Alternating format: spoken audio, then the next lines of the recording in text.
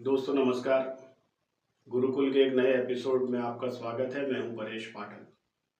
आज जिस विषय पर हम बात करने जा रहे हैं वह है शिक्षा। शिक्षा पर हम निरंतर बात करते आए हैं और आगे भी निरंतर करते रहेंगे, क्योंकि यही हमारा विषय है।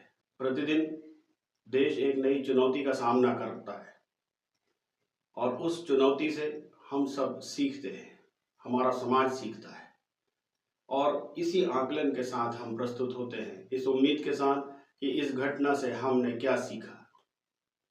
बहुत दिनों से हम कुंभ पर बात कर रहे थे। करोड़ों लोग कुंभ स्नान करके घर जा चुके, जो कि राहत की बात है। अब उन्होंने जाकर वहां क्या देखा, क्या सीखा, कुंभ के बारे में क्या कुछ जाना, वह अपने क्षेत्रों में जाकर इसकी चर्चा अवश्य करेंगे, ऐसी हमें उम्मीद है। कुंभ के दिव्य और अलौकिक स्नान के बाद उनमें क्या परिवर्तन आया, यह देखना भी बड़ा महत्वपूर्ण होगा। क्या उन्होंने दान और धर्म को अपनाया, इससे समाज पर क्या अंतर आया, यह भी शिक्षा का शोध का विषय है। एक दिन हम इस पर भी अवश्य बात करेंगे। परंतु कल एक नई चुनौती हमारे देश के सामने खड़ी है और वह है दिल्ली का चुनाव। हमारे आसपास चुनाव होते रहते हैं, मगर ये चुनाव हमें क्या सिखाते हैं, शिक्षा को क्या सिखाते हैं, शिक्षा के माध्यम से समाज ने क्या सीखा, इस पर हम शोध करते हैं। दिल्ली के लोग संभवतः अभी तक यह मन बना चुके होंगे कि उन्हें किन्हें वोट देना है। हमें परेशानी है कि आज भी वे लोग जो इस पूरी व्यवस्था को भंग करना चाहते हैं, अपने कार्य में पूरी तरह से लगे हुए हैं।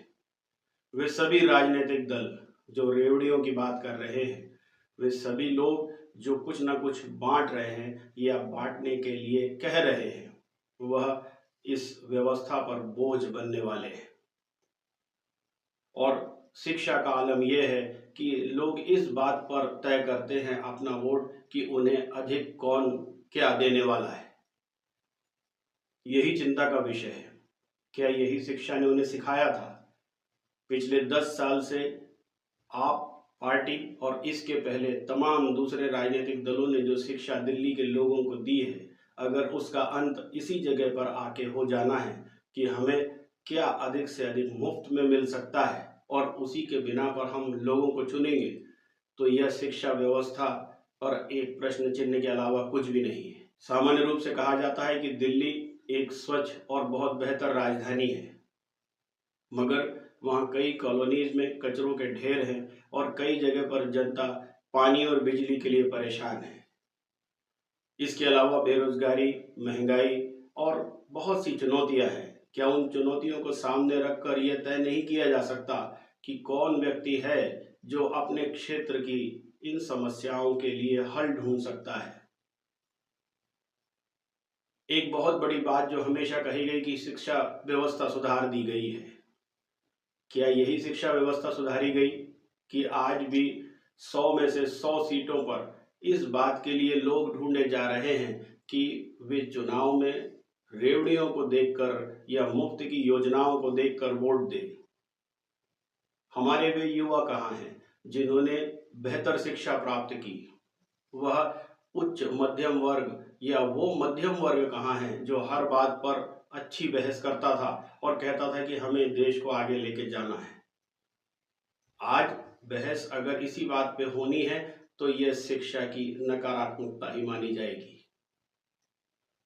थोड़ा सा पीछे चल के देखते हैं तो ये वो लोग हैं जिन्होंने दरअसल शिक्षा को गंभीरता से लिया ही नहीं। जिन लोगों ने शिक्षा को गंभीरता से लिया वे आज बड़े बड़े पदों पर हैं या उसके लिए संघर्ष कर रहे हैं। उन्हें कभी इस बात की चिंता नहीं होती कि उन्हें मुफ्त में जाने के लिए बस मिली या नहीं, या आसपास उनको कुछ 2-2.5 हजार रुपये महीना मिला या नहीं। मगर ये बहुत थोड़े लोग हैं। अधिकतर लोग आज भी अपने आसपास किसी न किसी बैसाखी को ढूंढ रहे हैं।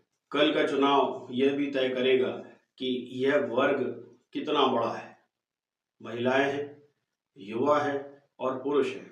3 भागों में अगर अपन समाज को बांटे तो सबसे चिंतनीय विषय है युवाओं का। वे युवा जो 18 वर्ष के हैं, वे अगर आज इस बात को लेकर अपना वोट दे रहे हैं कि उन्हें क्या मिलने वाला है, तो तय मानिए कि आगे आने वाले देश का भविष्य बेहतर नहीं है। उन्हें आज ही से ये आदत पड़ गई है कि जो लोग उनको मुफ्त की रेवड़ियां देंगे या पैसा देंगे, हम उन्हीं को अपना वोट देंगे। फिर यही लोग नीति नियामक होंगे। उन्हें आज भी इस बात की चिंता नहीं है कि यह पैसा वे लाएंगे कहां से। पहले राज्यों पे और अब देश पर कर्ज बढ़ता जा रहा है। हम अपराध की तरफ बढ़ रहे हैं। हमारे युवा साइबर अपराध की तरफ बढ़ रहे हैं। वे जब खुद नहीं पढ़ते तो व्यवस्था पर बोझ बनते हैं, शॉर्टकट ढूंढते हैं, और अगर ऐसा कुछ नहीं मिलता तो वे लोन ऋण की तरफ बढ़ जाते हैं। वे कभी ये नहीं सोच पाते कि यह ऋण वे लौटा पाएंगे भी या नहीं। शिक्षा का यह दूसरा सबसे बड़ा आउटकम है, और इस ऋण से न केवल देश पीछे जाता है, बल्कि आपने युवाओं को भी आत्महत्या करते देखते या निराश होते देखा होगा। कोई भी एक शॉर्टकट बना लिया, किसी भी प्रकार ऋण प्राप्त कर लिया और उसे बगैर सोचे समझे खर्च कर लिया, और अब यह स्थिति है कि ना हमारे पास काम है और ना हमें आगे ऋण मिल सकता है। तो जो शिक्षा आपको कल के लिए तैयार नहीं करती, वह शिक्षा अगर आपने दी भी तो क्या है? क्यों इस पर इतना गर्व महसूस करना कि हमने स्कूल और कॉलेज बेहतर कर दिए? अगर आपने उनकी बिल्डिंगों को बेहतर कर दिया है और इसे आप अच्छा कहना कहते हैं, तो ये आपको मुबारक है। बेहतर होता कि एक भी कॉन्स्टिट्यूएंसी में कोई भी एक पार्टी यह कहती कि हमने एक ऐसे विद्यालय, महाविद्यालय या इंस्टीट्यूट का निर्माण किया है जहां पर खड़े होकर 100 या 1000 युवा ये कहते हैं कि हम अपना वोट उस व्यक्ति को देंगे जो लायक है। हम इस पर बहस करते हैं और ये तय करते हैं कि सबसे लायक व्यक्ति को ही हम वोट देंगे। कम से कम दिल्ली के युवा से इस बात की उम्मीद की जा सकती है। सामान्य रूप से ये माना जाता है कि दिल्ली में हर किसी को शिक्षा मिल रही है और वो भी मुफ्त मिल रही है, और अगर वहां पर इस चीज की बहस नहीं हो सकती, तो आप इसे दूसरे राज्यों में या जिन्हें पिछड़ा राज्य कहा जाता है उनमें यह उम्मीद आप नहीं कर सकते। इसी अशिक्षा के कारण हम जातियों में बटे दिखते हैं, धर्म में बटे दिखते हैं और क्षेत्र में बटे दिखते हैं। यहाँ पूर्वांचली रहते हैं, यहाँ गढ़वाली रहते हैं, यहाँ हिंदू बहुल क्षेत्र है, ये मुस्लिम बहुल क्षेत्र है। ऐसा लगता है जैसे ये जानवरों का बाड़ा है। यहाँ इंसान नहीं रहते, बाकी सब रहते हैं, और ये इस बात पर तय करते हैं अपना वोट कि ये हमारी जाति जैसा है या नहीं, हमारे जैसा दिखता है या नहीं, या इसकी पूजा पद्धति हमारी जैसी है या नहीं। सोचिए, ये शिक्षा का स्तर है। मगर ये चिंता का विषय है, और मुझे उम्मीद है कि आने वाले समय में लगभग सभी पार्टियां कम से कम एक ऐसा कैंडिडेट खड़ा करेंगी या एक ऐसी कॉन्स्टिट्यूएंसी संविधान में बनेगी जहां पर इस तरह के किसी विभाजन पर वोट नहीं दिया जाएगा। हमारा युवा जब नौकरी नहीं पाता तो नशे की तरफ बढ़ता है, निराशा की तरफ बढ़ता है। ये युवा आपको पान की दुकान पर या शराब की दुकान पर आसानी से मिल जाता है, और यही आगे चलकर बड़े बड़े क्राइम करता है। आप आज साइबर क्राइम के बारे में जो कुछ भी सुनते हैं कि एक जगह बैठकर लोगों से झूठ सच बोलकर उनके पैसे निकलवा लेना बुद्धिमत्ता का काम है, मगर यह बुद्धिमत्ता का गलत तरीके से किया गया उपयोग है। इसमें जितने भी लोग पकड़े जा रहे हैं वे दरअसल कम शिक्षा प्राप्त किए हुए लोग होते हैं। शिक्षा है लेकिन कम है। ये बड़ा महत्वपूर्ण है कि आप उस शिक्षा जिसको आप दे रहे हैं उसका उपयोग सिखा रहे हैं कि नहीं, और इसका आकलन करने वाली एजेंसीज वापस आपको आके बता रही हैं कि नहीं कि ये जो इंजीनियर्स हैं या ये पार्ट टाइम लड़के जो इस तरह का काम कर रहे हैं वो किन इंस्टीट्यूट से निकल रहे हैं, उनकी जिम्मेदारी क्या है। संभवतः ये वे ही लोग हैं जिन्होंने उसे कुछ सिखा तो दिया है, लेकिन समाज में प्रतिष्ठित रूप से या आराम से किस प्रकार जिया जा सकता है इसकी शिक्षा उन्हें नहीं दी गई।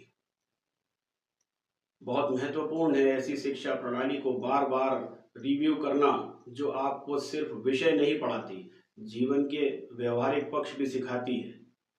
अगर आपने कई जगह पर आईआईटीज खोल रखे हैं या इंजीनियरिंग के कॉलेजेस खोल रखे हैं और वहाँ पर सपोर्ट स्टाफ नहीं होता, तो ये सारे इंजीनियर वहाँ पर क्या काम करेंगे।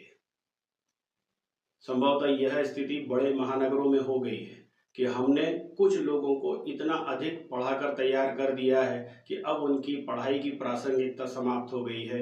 उतने ना हमारे पास कारखाने हैं, ना उतने हमारे पास इंफ्रास्ट्रक्चर है जहाँ पर इस शिक्षा का उपयोग किया जा सके। तो शिक्षा को समग्र रूप से जानना बड़ा महत्वपूर्ण है, और नहीं तो ये मुफ्त की रेवड़ियाँ और अपराध ही हमारे हिस्से में आने वाला है। हम सब उम्मीद करें कि कल दिल्ली में जो चुनाव होगा उसमें समाज बढ़ चढ़कर हिस्सा लेगा, और हम यह भी सोचेंगे कि उन्होंने किन मुद्दों पर यह चुनाव लड़ा। और हमें दुख के साथ ये कहना पड़ता है कि अगर आज भी यह सोचकर वे अपना वोट देंगे कि उनको कितना मुफ्त में मिला, तो ये मान के चलिए कि कम से कम शिक्षा जगत के लोगों को तो उनके उस व्यवहार से निराशा ही होगी। नमस्कार।